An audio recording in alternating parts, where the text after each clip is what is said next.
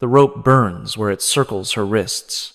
Cassia is 26 years old, and she can feel the coarse hemp cutting into skin that has never known anything rougher than silk. You can smell the stable stench of animals and old straw that fills this wooden building at the edge of the Roman camp. Can hear through the walls the sounds that her two younger sisters are making. Not screaming, not yet, but the high keening of terror that comes before screaming, the sound of girls who have seen what is being prepared for them and cannot process what it means. She was, until 9 days ago, Princess Cassia of Pontus, eldest daughter of King Mithridates, a woman raised in palaces overlooking the Black Sea, educated in Greek philosophy and Persian poetry, betrothed to a prince of Armenia whose kingdom would have doubled her father's power. She was the jewel of her father's court, the pride of his dynasty, the future queen of an empire that would have stretched from the Caucasus to the Euphrates.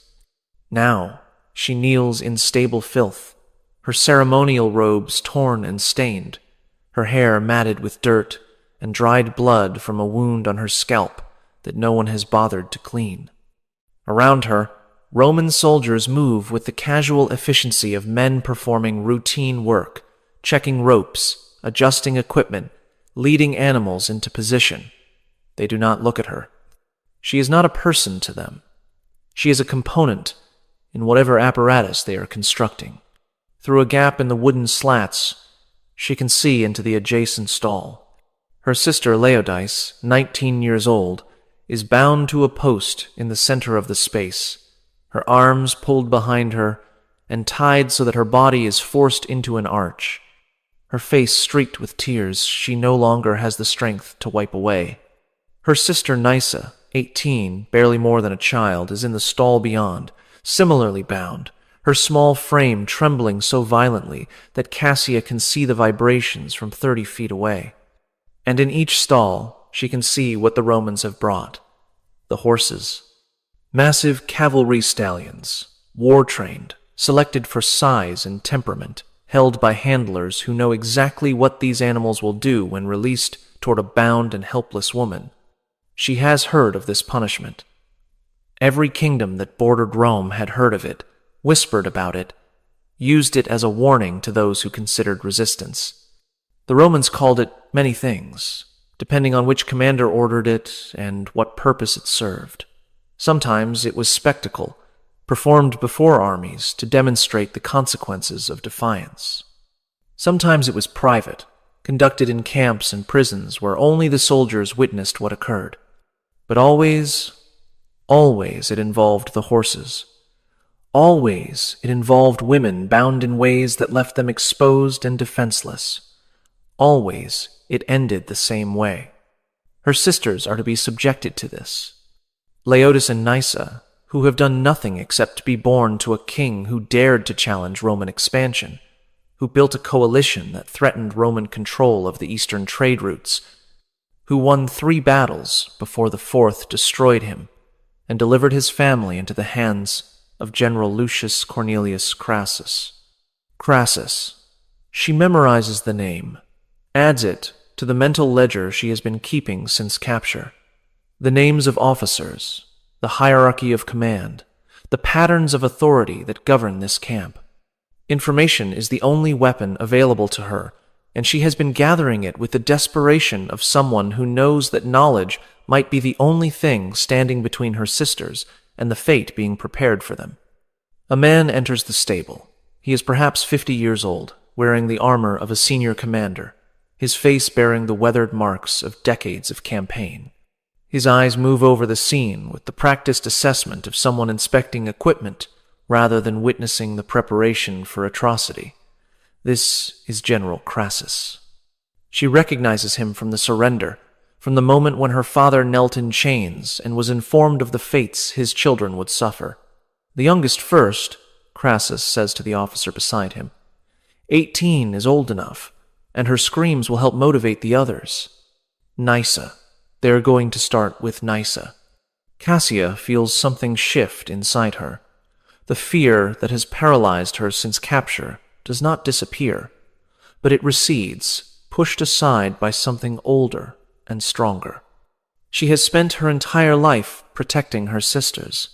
She taught Laodice to read when their tutors gave up on her. She held Nysa through nightmares when their mother died. She has been their shield against court politics, against the expectations of their father, against the thousand small cruelties that palace life inflicted on royal daughters. She will not stop now. General Crassus. Her voice comes out steadier than she expected, cutting through the ambient noise of the stable, drawing attention from soldiers who had been ignoring her. I would speak with you. Crassus turns, his expression shifting from dismissal to curiosity. Prisoners do not typically address their captors. Certainly not prisoners about to witness their family's destruction. The Pontic princess speaks, he says. What could you possibly have to say that would interest me? An offer, Cassia says. One that will benefit you more than watching children scream. She sees interest flicker in his eyes. Romans are pragmatic above all else. Even cruelty serves purposes for them: intimidation, entertainment, the satisfaction of soldiers who have endured hard campaigns. If she can offer something of greater value, she might be able to redirect the cruelty, to take upon herself what was meant for her sisters. What offer? Take me instead.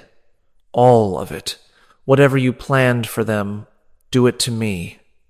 All 3 portions of punishment, concentrated on one body. I am older, stronger. I will last longer. The spectacle will be greater. Crassus studies her. She can see him calculating, weighing the entertainment value of what she proposes against the original plan.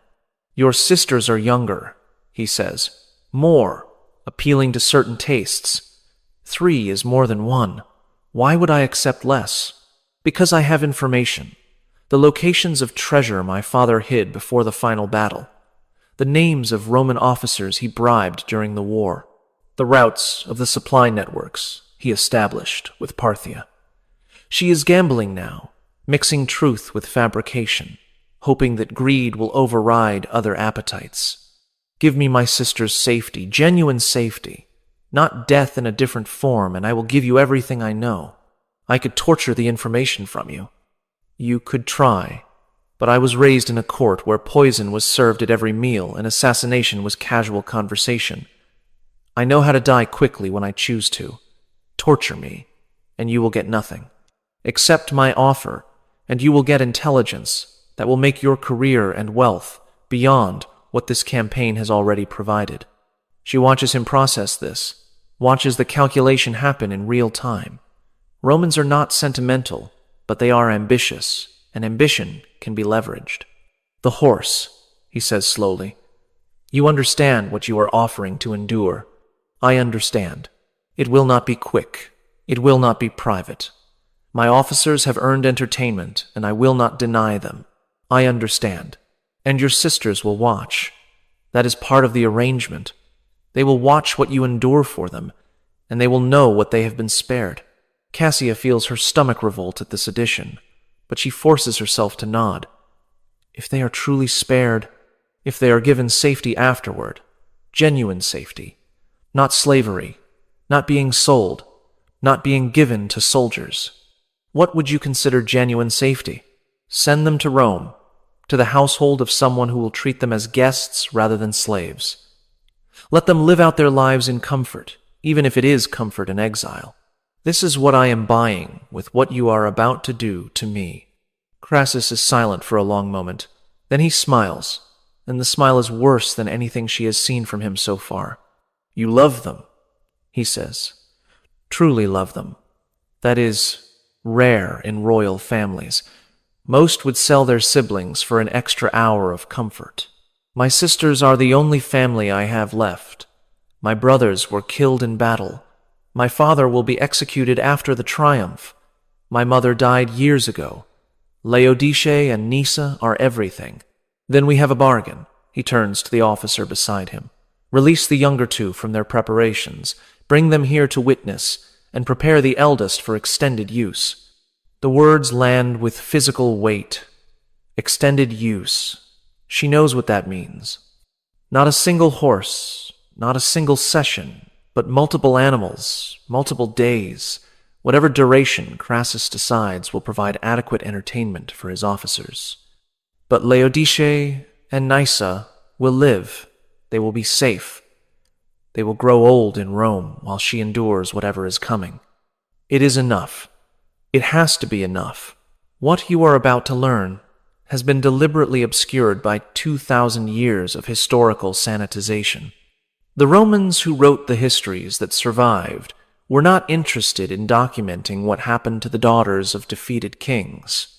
They mentioned triumphs and victories, recorded the names of conquered monarchs, noted the treasure that flowed into Roman coffers. But the women, the princesses and queens, who were captured alongside their fathers and brothers, were reduced to footnotes, mentioned only as parts of the procession, their ultimate fates left unspecified. Tonight you will learn what those unspecified fates actually were. You will learn about the punishment that Roman generals reserved for royal women who represented conquered dynasties, the methods designed not merely to destroy individuals, but to annihilate bloodlines, to demonstrate so completely Rome's dominance